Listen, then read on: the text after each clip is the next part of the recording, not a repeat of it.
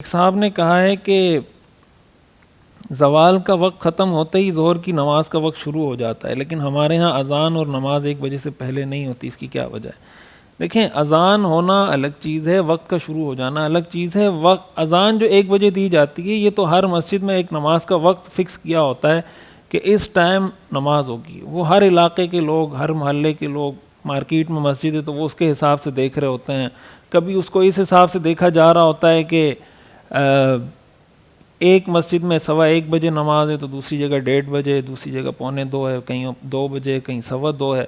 تو یہ تو ایک انتظامی مسئلہ ہے۔ اس کے بعد اذان دینا جائز ہے، کوئی دینا چاہے، کوئی جماعت اس کے حساب سے وقت داخل ہو گیا ظہر کا، جب بھی جماعت کروانا چاہے کر سکتا ہے۔ انتظامی طور پر کوئی 1 بجے اذان دیتا ہے، کوئی 1:30 بجے اذان دیتا ہے۔